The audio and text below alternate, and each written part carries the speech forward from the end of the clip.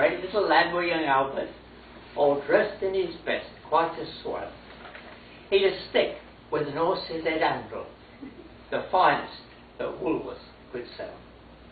They didn't think much of the ocean, waves that were fiddling and small. There was no shipwrecks and nobody drowned in. In fact, there was not much to laugh at all. So seeking for further amusements, they paid and went into the zoo.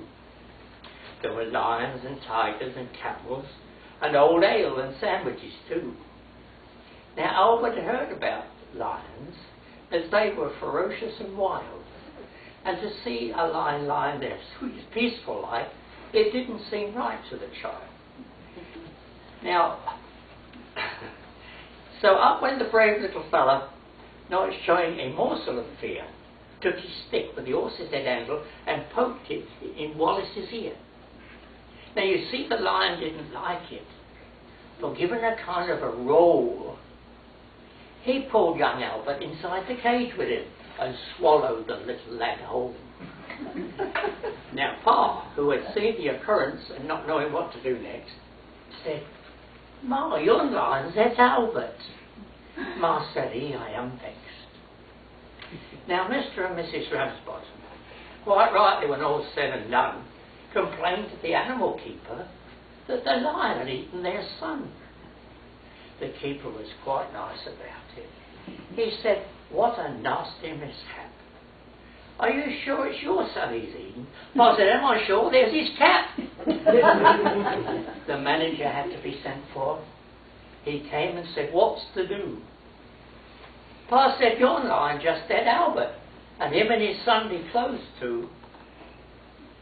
The manager wanted no bother. He took out his purse right away. He said, "How much to settle the matter?" Pa said, "How much do you usually pay?" But Ma had got a bit awkward when she thought where her Albert had gone. She said, "No, somebody's got to be summoned." So that was decided upon.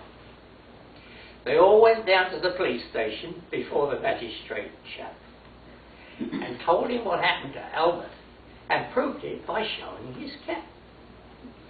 The magistrate gave his opinion as no one was really to blame, and that he hoped Mr. and Mrs. Ramsbottom would have further sons to their name.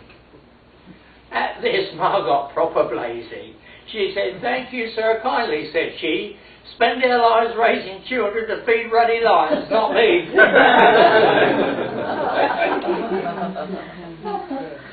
So this is the sequel.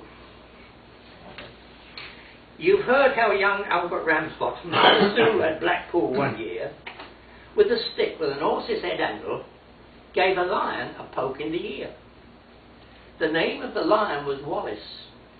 The poke in the ear made him wild, and before you could say "Bob, your uncle," he'd up and swallowed the child. He was sorry the moment he'd done it. With children he'd always been chums, and besides he'd no teeth in his noodle, and he couldn't chew Albert on his gums. He could feel the lad moving inside him as he lay on his bed of dried ferns, and it might have been little lad's birthday, so he wished him many happy returns. But Albert kept kicking and fighting till Wallace arose feeling bad and felt it were time that he started to stage a comeback for the lad.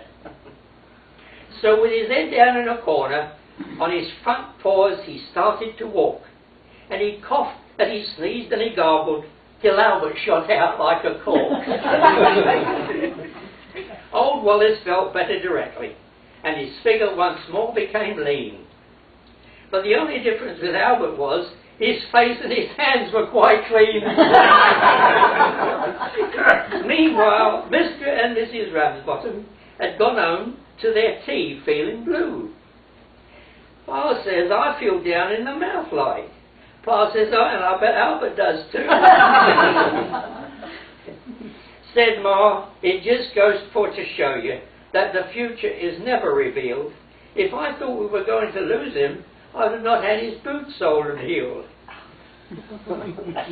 "Let's look on the bright side," said Father. "What can't be helped must be endured. Every cloud has a silvery lining, And we did have young Albert insured. A knock at the door came that moment, as father these kind words did speak. 'Twas the man from the Prudential Insurance. He'd called for their twopence per person per week. When father saw who had been knocking, he laughed. And he kept laughing so that the young man said, "What's there to laugh at?" Pa said, "You'll laugh and all when you know." "Excuse me for laughing," said mother, "but really things happen so strange. Our Albert's been ate by a lion. You've got to pay us for a change." Said the young fellow from the Prudential, "Now come, let's understand this. You don't mean to say that you lost him?" Ma said, "Oh no, we know where he is." When the young man had heard all the details, a bag from his pocket he drew, and he paid them with interest and bonus the sum of £9, 4 shillings and 2. Pa had scarce got his hands on the money when a face at the window they see.